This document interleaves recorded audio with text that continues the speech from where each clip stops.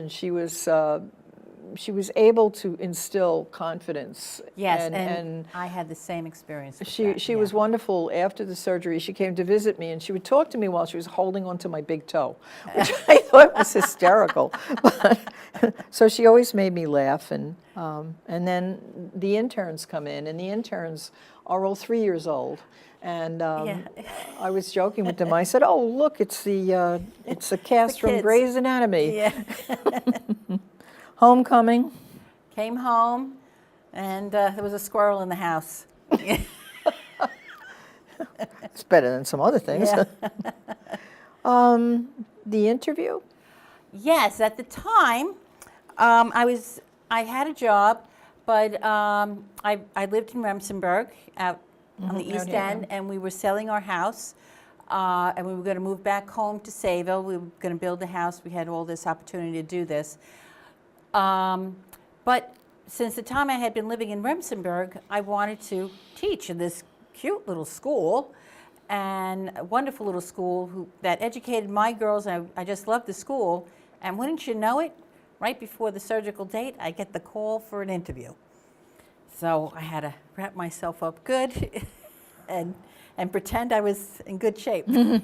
Yes. Did you get the job? I did. That's where I All work right. now. Thank God. Thank God. And then how soon were you re-diagnosed or diagnosed? That was less than 5 years later. Okay. All right. Yeah. So you had some peace, a few years of peace. Yes, yeah. You know, you know how it is. You always feel like something you got to look over your shoulder. Well, with. yeah. I mean, I had to go for an MRI every year. Right. And that I was was going torture. I was going every 3 months, and then it got to 6 months, and then everything appeared. Now, was that based, the fact that you had to go, I remember having to visit the surgeon, but not having any tests. I guess it was every 6 months. Maybe it was 3 and then 6. But was that based on the pathology? Well, also I was premenopausal at the time, so the whole protocols were different than a postmenopausal diagnosis. So. Yeah, I was premenopausal too.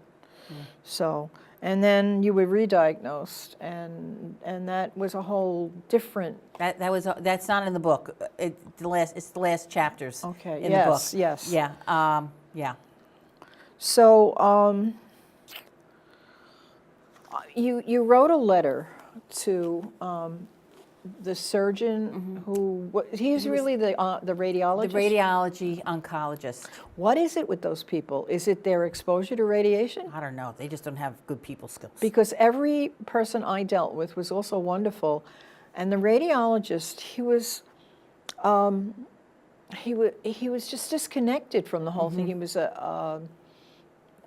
I have no idea how old he was, but to me at that time he appeared to be elderly, and he really didn't talk to you.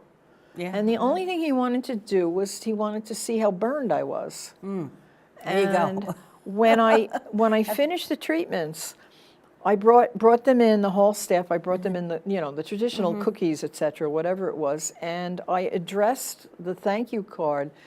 The first name of the doctor was Bruce, so I called it Dr. Brucey's Gamma Theme Park. That's what I called it, the Gamma Theme Park. Then he came out and talked to me.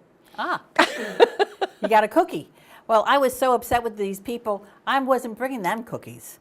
Because No, your letter was very pointed. Yeah, and I was, quite upset during the whole thing, and felt very I wasn't being seen as an individual. I was just, like a lemming, just put you through. And, I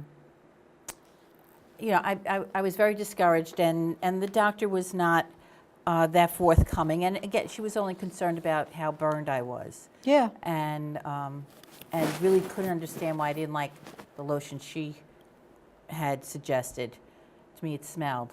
Says, "Oh, well, you just overthinking things." So. And so that was what made you most angry. Yes. Because there's, in speaking to other cancer survivors, there's a lot of anger involved. I had, there was one woman when I had the lumpectomy. She sat there and we were like post-operative, and I was throwing up into one of those hats, and she was talking about this is not cancer. It is not going to be cancer. I am not going to have. I mean, she was really like that. And I thought to Right. myself, lady, just shut up and let me throw up. Well, I think there is a lot of anger, and as women, we're just not always allowed or allowed to have a voice, and be able to have a forceful voice in what we want, and how we see things, and Just be a good girl. yeah, and that's it. And I've always been a good girl. Always, I always did what I was told, and I think that's what made me feel like I'm this wimpy coward when it comes to anything medical, because I can't say anything.